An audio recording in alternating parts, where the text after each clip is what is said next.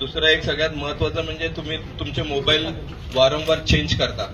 तर ते mobile change केल्यानंतर तो मोबाईल नंबर चेंज तुमचा मोबाईल नंबर तुम्ही आमच्याकडे देता, तो नंबर चेंज झालेला असतो आणि लावल्यानंतर मग नंतर घरी जाऊन बोलवल्यानंतर इथे कळवायची जबाबदारी ही तुमच्यावरती जबाबदारी फिक्सअप केलेली आम्ही. त्याच्या व्यतिरिक्त ऍड्रेस चेंज केला तर तो ऍड्रेस चेंज केला तर ती जबाबदारी तुमच्यावरती फिक्सअप आहे, तुम्ही ती कळवायची. आम्ही तुम्हाला शोधण्यासाठी तुमच्या जुन्या ऍड्रेसवर गेलो आणि तिथे तुम्ही मिळून नाही आले आणि दुसऱ्या पत्त्यावरती सापडले तर ती सर्वस्वी जबाबदारी राहील की ती माहिती योग्य पद्धतीने आणि योग्य वेळेत कळवली नाही.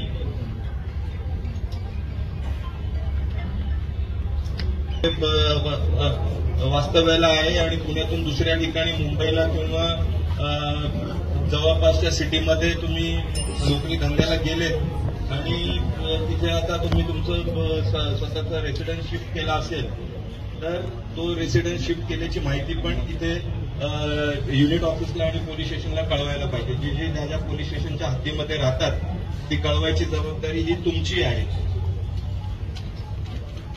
आम्ही डोजियर इन द सेन्स की सगळ्यांची इत्थंभूत माहिती आम्ही गोळा करायचं काम सुरू केलेलं आहे. हे काम एका दिवसात कंप्लीट होणार नाहीये.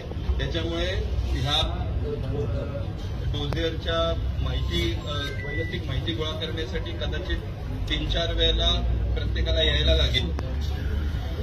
तर ते 3-4 वेळा कंपल्सरी यायलाच लागेल. त्यामध्ये तुमचे डोजियरचा फॉर्मॅट आहे.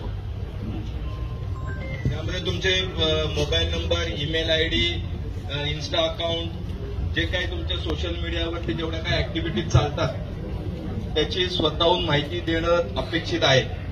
त्याच्यामध्ये कोणी माहिती जर हाईड केली आणि नंतर आमच्या लक्षात आलं की त्या नावाने एक इन्स्टा अकाउंट चालू आहे आणि काही ऍक्टिव्हिटी चालू आहे तर त्याच्यामध्ये गुन्हा दाखल होईल.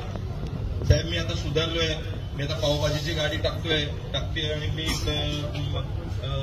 भाजीची गाडी चालवतोय आणि तो माझ्या नावाने कोणतरी खोटं अकाउंट ज्याने चालू केलंय ते मला माहिती नाही. तुमच्या नावाने कोणी खोटं अकाउंट जर चालू केलं असेल तर ती माहिती आम्हाला येऊन देणं हे तुमचं काम आहे.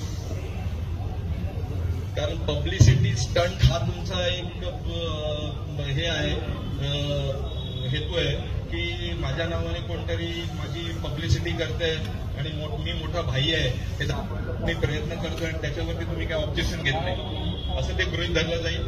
आणि ज्या वेळेला गुन्हा दाखल होईल त्यावेळेला त्या गुन्ह्यामध्ये तुमचा पण सहभाग असल्याचं आम्ही तुम्हाला त्याच्यामध्ये सहआरोपी करू. हे क्लिअर कट इन्स्ट्रक्शन्स आहे. त्याच्यामध्ये काही म्हणजे कोणीही असेल म्हणजे आता निलेश गायकवाड आहे इथे, गजानन माने आहे, गणेश माने तर माझ्या ताब्यात आहे, उमेश चव्हाण आहे, टिपू पठाण, कुठे टिपू पठाण आतवरती गण, त्या लोकांना मला माहिती आहे क्राईम ब्रँचचं काम करण्याची पद्धत कशी आहे ती. त्यामुळे ह्या लोकांनी स्वतःहून ती जबाबदारी स्वतःवरती घ्यायला पाहिजे की त्यांच्या नावाने कोण अकाउंट चालू करते आणि जास्त त्याचं काही वेडावाकडा उपयोग करत असेल तर ती जबाबदारी तुमच्यावर राहील आणि त्याच्यामध्ये गुन्हा दाखल झाला तर तुम्ही सहआरोपी व्हाल. आमचे डीसीपी साहेब येत आहेत एक 5-10 मिनिटांमध्ये, जे काही इन्स्ट्रक्शन देतील